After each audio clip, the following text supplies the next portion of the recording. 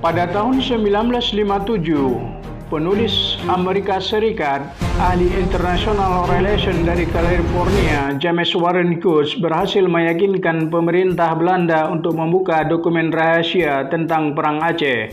Kisah pengkhianatan Panglima Tibang pun terungkap. Sebelumnya tidak ada yang tahu bagaimana peristiwa bersejarah itu terjadi. Peristiwa tentang Aceh itu lebih mengejutkan lagi bagi dunia internasional setelah terbitnya buku The Aceh Oorlogs karangan Paul van Vels. Melalui buku itu, dunia internasional lebih mengetahui apa sebenarnya yang disebut Belanda Het-Veldert van Singapura yang telah menjerumuskan Aceh dalam perang panjang dengan Belanda. Mereka kemudian mendiskusikan masalah-masalah yang dirasakan layak menjadi isi dari perjanjian Aceh Amerika, yakni mengenai hal-hal yang diinginkan oleh Amerika dan yang dapat diberikan oleh Aceh dalam batas-batas yang wajar. Arifin yang ternyata seorang mata-mata Belanda membocorkan isi pertemuan itu kepada konsul Belanda di Singapura, Reeds. Namun apa yang disampaikan berbeda jauh dengan isi pembicaraan yang ia dengar. Kebohongan Arifin di dalam suratnya Reeds tertanggal 15 Juli 1873 kepada Menteri Luar Negeri Belanda Gericke yang isinya untuk memastikan isi perjanjian itu, Muhammad Arifin telah membuatnya begitu katanya dalam bentuk perjanjian yang pernah dibuat antara beberapa negara dengan Siam. Rancangan yang dibacakan sendiri oleh Muhammad Arifin kepada Studer, tetapi Studer kurang setuju dan rancangan perjanjian tersebut. Ia mengambil sebuah buku kemudian membacakan teks perjanjian Brunei dalam bahasa Inggris yang diterjemahkan ke dalam bahasa Melayu oleh seorang kerani konsulat. Meyer Studer sendiri kemudian menerangkan dalam laporannya bahwa sama sekali tidak bermaksud mengusulkan diadakan perjanjian dengan Aceh. Akan tetapi, Arifinlah yang mengajukan dengan membawa naskah rancangan itu kepadanya. Panglima Tibang hanya membawa sebuah surat dari Sultan Aceh untuk meminta bantuan Amerika Serikat.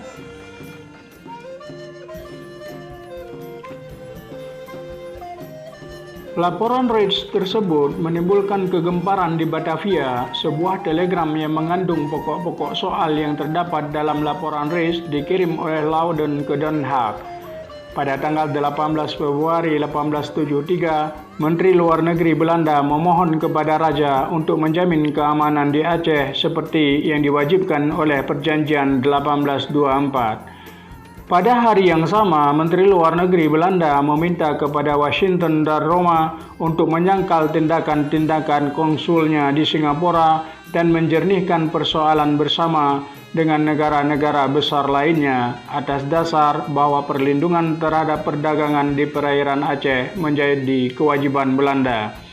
Di samping itu, pemerintah negeri Belanda mengirim nota kuasa kepada Duta Besar Belanda di Washington untuk menyampaikan kepada Fish, Menteri Luar Negeri Amerika Serikat, suatu nota yang menggambarkan bahwa Belanda telah melaksanakan kewajibannya menjamin keamanan pelayaran dan perdagangan di perairan Aceh sesuai dengan isi perjanjian yang ditandatanganinya dengan Inggris. Selain itu, disebut pula Belanda telah mengetahui bahwa perutusan Aceh telah mengadakan hubungan dengan konsul Belanda di Singapura. Belanda bermaksud mengadakan suatu perjanjian dengan mereka, bahkan lebih jauh. Amerika disebutkan sedang bersiap-siap memanggil Panglima Angkatan Lautnya di Laut Cina agar datang membawa kapal perangnya ke perairan Aceh. Pemerintah Belanda memandang tindakan-tindakan tersebut dapat meningkatkan perlawanan Aceh dan yakin bahwa pemerintah Amerika Serikat tidak bermaksud merintangi Belanda, bahkan sebaliknya akan bersimpati dan memberi dukungan dalam usaha melaksanakan action civilisatris. Sebagai langkah selanjutnya, Belanda memohon kepada Menteri Luar Negeri Amerika Serikat agar meminta Studer menghentikan usahanya mengadakan perjanjian dengan perutusan Aceh. Pada tanggal 19 Februari 1873, Den Haag mengirim kawat kepada Batavia sebagai berikut. Jika Anda tidak merasa bimbang terhadap kebenaran informasi konsul Singapura, kirimkan Angkatan Laut yang kuat ke Aceh untuk meminta penjelasan dan pertanggungjawaban atas sikap bermuka dua dan khianat itu. Kawat tersebut merupakan lampu hijau bagi Gubernur Jenderal Hindia Belanda Laudens untuk menggempur Aceh. Memang inilah yang ditunggu-tunggu Laudens, meskipun sewaktu menjadi Menteri Jajahan menganut politik non-intervention atau tidak campur tangan. Setelah menjadi Gubernur Jenderal Hindia Belanda, Laudens merupakan seorang penjajah yang sangat bernafsu untuk menaklukkan Aceh. Ia menanggapi hal itu dengan mengatakan, selama kedaulatan kita tidak diakui, tetap ada campur tangan asing yang mengancam kita seperti pedang Damocles. Pada tanggal 21 Februari 1873, Laudens mengadakan rapat Dewan Hindia yang dihadiri oleh pemimpin-pemimpin militer. Sehari kemudian ia mengirim telegram ke Den Haag. Isinya, Dewan Hindia di Batavia yang saya pimpin dengan dihadiri oleh Jenderal dan Laksamana menyetujui usul saya untuk mengirim secepatnya mungkin komisi yang didukung oleh 4 batalion ke Aceh untuk menyampaikan ultimatum, ada kala pengakuan kedaulatan, ada kala perang, kita akan hadapi Amerika dengan fait accompli. Presiden Nieuwenhuizen adalah orangnya. Hal inilah yang kemudian membuat Belanda mengultimatumkan Aceh, yang akhirnya membuat Perang Aceh dengan Belanda meletus. Tengku Panglima Maharaja Tibang Muhammad bukan keturunan Aceh. Ia berasal dari Lahore, Hindustan, yang datang ke Aceh selagi masih anak-anak. Tadinya ia berdiam pada Ulebalan Giging Bentara Kemangan di pantai utara, dan tidak lama antaranya ia berada dalam lingkungan terdekat Sultan Aceh. Sejak pemuda ia telah memperlihatkan dirinya sebagai seorang panglima perang. Atas jasa-jasa yang diberikan, Sultan telah menghibahkan kepadanya sebuah kampung yang bernama Tibang sebagai hak miliknya yang pada waktu itu mencakup 10 buah menasah. Disebabkan hibah inilah ia menggunakan gelar Panglima Tibang. Berturut-turut Sultan menugaskan untuk memangku berbagai jabatan, dan bertahun-tahun lamanya ia diberi tugas untuk mengutip biaya negara. Mula-mula sebagai wakil Syah Bandar, kemudian sebagai Syah Bandar Kerajaan, dan berkali-kali pula sebagai Panglima Laut untuk menyelesaikan masalah-masalah yang ditimbulkan di daerah-daerah pantai dalam mencegah tindakan bajak laut yang pada masa itu bahkan turut diadakan oleh keluarga terdekat Sultan sendiri yang selanjutnya untuk mengatur masalah-masalah politik kerajaan. Sultan Mansur Shah lama sekali terlibat dalam peperangan dengan ulebalang-ulebalangnya yang memberontak ketika putra Sultan yang bernama Raja Sulaiman masih kecil dan berada di bawah perwalian Mansur Shah. Peperangan itu berlanjut sampai setelah Raja Sulaiman meninggal dunia. Beliau dikuburkan di Mukim II dengan meninggalkan seorang putra yang dikenal kemudian dengan nama Mahmud Shah. Permusuhan itu baru berakhir dengan suatu perdamaian dan diserahkan putra Raja Sulaiman dalam asuhan Mansur Shah. Dalam keadaan kacau itulah Panglima Tibang menyebelahi Sultan yang berada dalam keadaan terjepit antara menentang instrik-instrik yang amat berbahaya.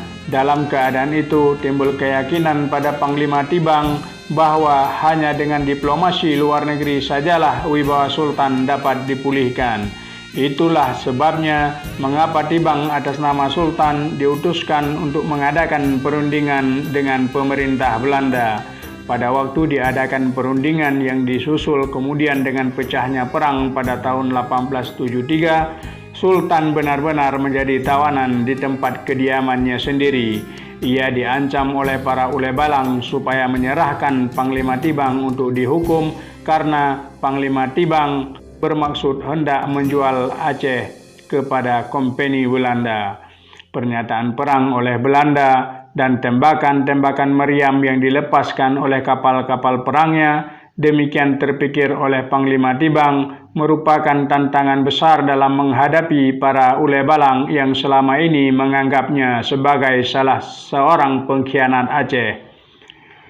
Pada hari-hari pertama tahun 1874, Panglima Tibang lagi-lagi melakukan tugas penting. Penyakit kolera berkecamuk di kalangan penghuni istana. Setiap hari tidak kurang dari 150 orang mayat yang dikebumikan. Beberapa hari sebelum terjadi perebutan dalam oleh Belanda, banyak rakyat yang menyingkir dari dalam, baik karena khawatir akan dihinggapi kolera maupun akan menjadi korban-korban bayonet Belanda. Sultan dan Panglima Tibang adalah orang terakhir yang meninggalkan dalam. Pada itu, Sultan dihinggapi kolera sesampai di pagai air, ia tidak dapat meneruskan perjalanan lagi. Seperti diketahui, di tempat tersebut Sultan Mahmud Shah meninggal akibat kolera. Merasa takut kalau ditangkapi Belanda, maka Panglima Tibang membawa putra Sultan yang ketika itu masih berusia 4 tahun, yaitu Sultan Aceh yang sekarang berada di Kemala, melalui Lambaru ke Lutu dalam 7 mukim dan menyerahkan kepada Tunku Bait seraya menyampaikan kabar bahwa Sultan telah meninggal dengan mengucapkan, "Dan ini adalah Sultan yang baru." Pada saat itu, Panglima Tibang yang selama ini pun sudah mulai merasa tidak sehat, jatuh sakit selama 8 hari dan hampir saja ia meninggal dunia. Setelah merasa sembuh dari penyakitnya, berangkatlah Panglima Tibang ke Kemala. 6 bulan kemudian ia menuju ke daerah Tengku Bentara Kemangan. Ia selalu mengadakan hubungan dengan keluarga Kemangan. Panglima Tibang tidak turut dalam perperangan yang terjadi antara Belanda dengan Aceh. Pada waktu itu, ia berada di pedalaman Giging menanam lada. Panglima Tibang baru muncul di pentas politik karena dihubungi oleh asisten residen Aswal pada tahun 1878. Ia pun menyetujui untuk ikut Belanda ke Aceh Besar. Jenderal van der Heyden pun menganggap perlu mempekerjakan Panglima Tibang dalam dinas pemerintah Hindia Belanda. Ia dipekerjakan Belanda untuk mengetahui sejauh mana hubungan para ulebalang dengan Sultan yang kini sudah menjadi alat pemerintah Hindia Belanda dan sejauh mana kesetiaan mereka terhadap Sultan pada masa-masa sebelumnya. Oleh karena itu, Jenderal van der Heyden telah mengusulkan kepada pemerintah Belanda agar kepada Tibang diberikan penghargaan berupa jas emas. Selain itu, kepadanya telah dianugerahi gelar Panglima Tibang dan terakhir sekali salib ekspedisi dalam keikutsertaannya dengan pasukan-pasukan Belanda dalam segi 22 dan 26.